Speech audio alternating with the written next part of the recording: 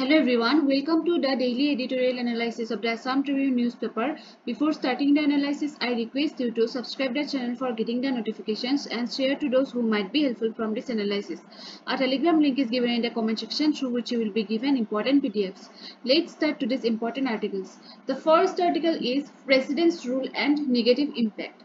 So, সকলোৱে গম পাইছে যে মণিপুৰত এটা এনেকুৱা সিচুৱেচন হৈ গৈছে যত নেকি আপোনাৰ প্ৰেসিডেন্টস ৰুল আনিবৰ এটা পৰ্যায় পাই গৈছে ওকে সো প্ৰেসিডেন্টস ৰুলটো আপোনালোকে এবাৰ ৰিভিজন কৰি লব সো প্ৰেসিডেন্টস ৰুলটো আমাৰ আৰ্টিকল 356 ৰ আন্ডাৰত আহে which allows the central government to take over the state administration মানে যদি মণিপুৰত হেনেকুৱা এটা সিচুৱেচন হ'ব লাগে তেতিয়া হলে এই ষ্টেটৰ যেটো এডমিনিষ্ট্ৰেটিভ মানে পাৱাৰ হেতু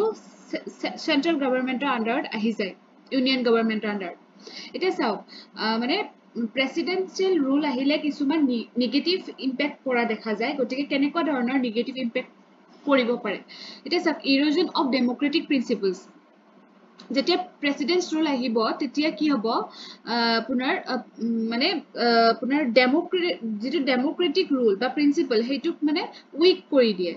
Okay, so যেটো equal level থাকিব লাগে power distribution হেতু মানে দুৰ্বল হৈ যায় Okay, so it disrupts the democratic process and deprives elected representatives of their mandate Okay, তাৰছত চাওক যিখিনি আপোনাৰ পাৱাৰ থাকে সেই পাৱাৰখিনি গভৰ্ণৰৰ হাতত গুচি যায় গভৰ্ণৰজন হ'ল আমাৰ সেন্ট্ৰেল গভৰ্ণমেন্টে এপইন্ট কৰা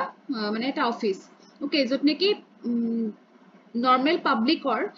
electoral choice to undermine kori diye aru eta political instability dore situation ahi jay it is an increased political unrest jehetu president rule ahar loge loge apunar opposition party ba local leaders bilake eta heya pai mane eta khubidha pai ba insurgent groups bilake eta khubidha pai je he situation tu kokoman aru he koi diu mane exacerbate koi diu tetia ki hoy political unrest tu aku badhi he jay Okay, তাৰপিছত চাব administrative inefficiency and bureaucratic delays আৰু যেতিয়া president's rule আহে তেতিয়া বেছিভাগ মানে আপোনাৰ শাসনৰ বাগজৰিডাল যায় গভৰ্ণৰ আৰু bureaucrats বিলাকৰ হাতত যত নেকি কামবিলাক ইমান একাউন্টেবিলিটি মানে যেনেকৈ আমাৰ গভৰ্ণমেন্টে কৰে ষ্টেট গভৰ্ণমেন্টে হেনেকৈ কৰা নহয় গতিকে তাতে এটা লেক অফ ট্ৰান্সপাৰেন্সি আহি যায় বা ইনএফিচিয়েন্সি আহি যায় আৰু লগতে কামবিলাকত ডিলে আহি যায় ওকে ডেভেলপমেন্টাল ওয়াৰ্কস বিলাকত মানে লেথাৰ্জি আহি যায় Negative impact on state economy. So, যেনেকে আপোনাৰ work বিলাক যদি পিছুৱাই যায় automatically আমাৰ economy খনো পিছুৱাই যাব সব ক্ষেত্ৰতে যেনেকৈ agriculture tourism small scale industry বিভিন্ন ক্ষেত্ৰতে এই প্ৰবলেমটো আহিব পাৰে তো তেতিয়া কি হ'ব decline in investor confidence reduction in state driven projects disruption in business activity বিভিন্ন ক্ষেত্ৰতে মানে এটা negative impact পৰা দেখা যাব তাৰপিছতে social tensions and ethnic strife এটা যেহেতু মণিপুৰখনত আমি যেহেতু মণিপুৰৰ কথাই পঢ়ি আছো সো মণিপুৰখনত বহুতখিনি আমাৰ এথনিক কম্পোজিশন আছে যেনেকৈ মেইটিজ নাগা কুকিজ হয়নে আৰু যেতিয়া সেই পলিটিক্যাল ডিসিশনস বিলাক আপোনাৰ এথনিক কনসিডাৰেশনস মানে নকৰাকে যদি কোনোবাই আগবাঢ়িব খোজে তেতিয়া হলে কিন্তু অলপ দিগদাৰ হৈ যায় আৰু প্ৰেসিডেন্টস ৰুল আহিলে সেই এনেকুৱা চান্স থাকি যায় আৰু তেতিয়া সেই সোশ্যাল টেনশনসটো বহুতখিনি বাঢ়ি যায় তাৰ পিছৰ চ্যালেঞ্জটো হ'ব পাৰে weakening of local governance structure so যেতিয়া প্ৰেসিডেন্টস ৰুল আহে তেতিয়া ষ্টেট গভৰ্ণমেন্টে যত আপোনাৰ মানে হে হৈ যায় ন ইনএক্টিভ হৈ যায় লোকেল গভৰ্ণমেন্ট নো আৰু কিমানখিনি মানে সবল হৈ থাকিব সো লোকেল গভৰ্নেন্সটো উইকেন হৈ যায় যাৰ ফলত সেই একে প্ৰবলেমটো দেখা দিয়ে যে বিউৰোক্ৰেটিক মানে লেভেলছত যেটো মানে আপোনাৰ শাসন চলিব তেতিয়া আমাৰ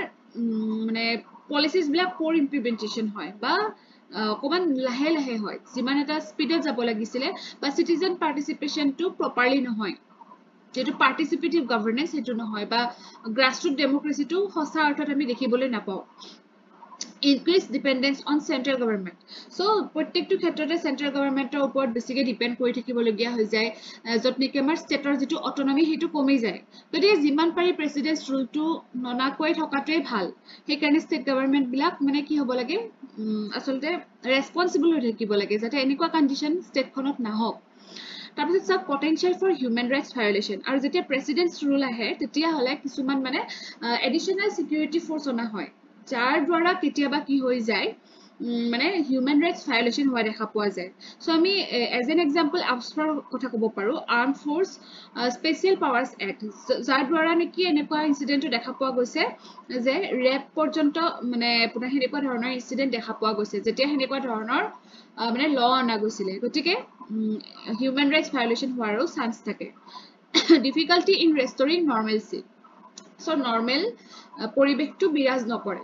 okay এতিয়া কি আসলতে কি আমি মানে কৰিব লাগে way forward কি so a more sustainable approach would involve strengthening democratic institutions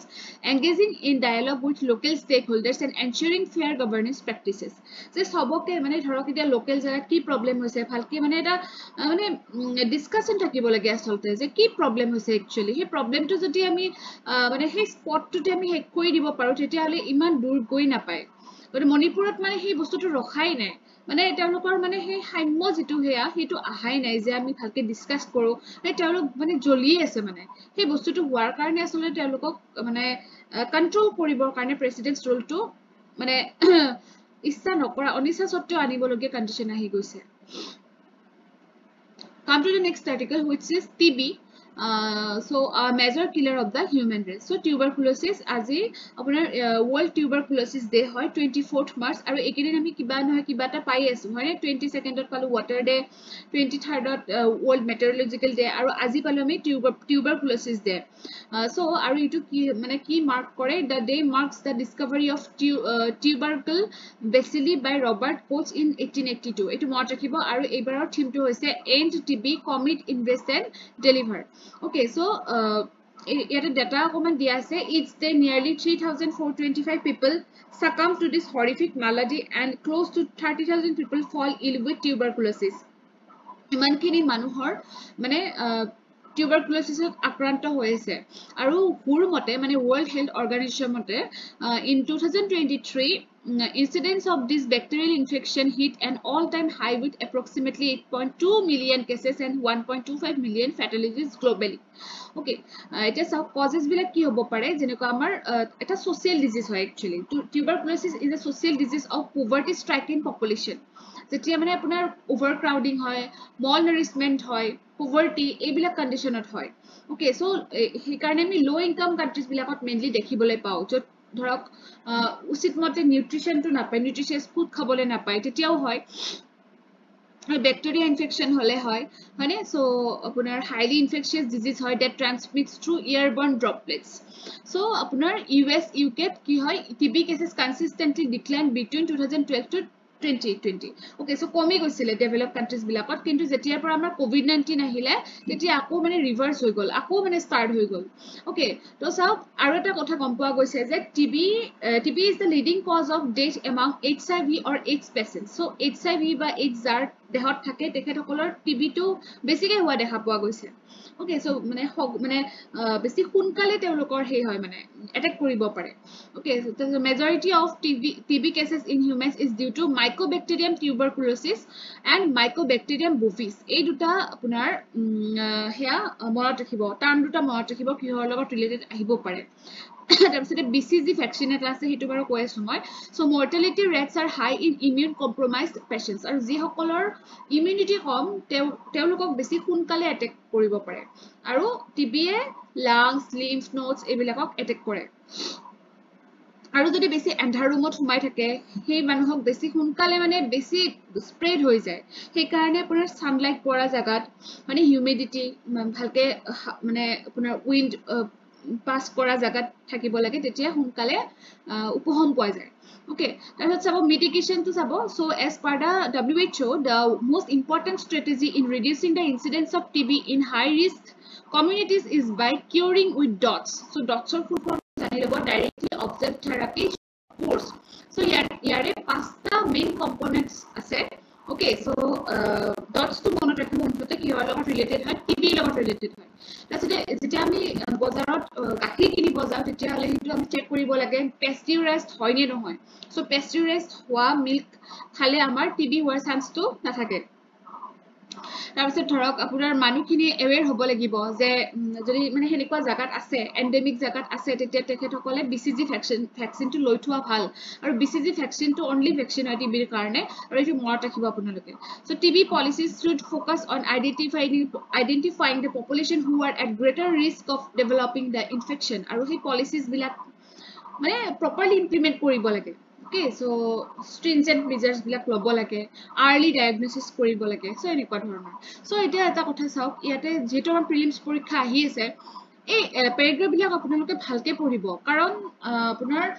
আজিকালি ফ্যাকচুয়াল বেস খুব কম দিয়ে স্টেটমেন্ট বেস দিয়ে বস্তুবিলাক গতিকে স্টেটমেন্টটো যদি আপোনাৰ ধৰক এটা ওয়াৰ্ডো আপোনাৰ সাপোজ আপুনি নাজানিলে তেতিয়া হলে গোটেই মানে এটা টাৰ্মৰ কাৰণে গোটেই 2 মাৰ্কসটো আপুনি হেৰাই দিব ওকে বা নেগেটিভ আহি যাব গতিকে এইটো যাতে নহয় সেই কাৰণে আপোনালোকে যিখিনি পঢ়ে ভালকে পঢ়িব ওকে মানে খৰচি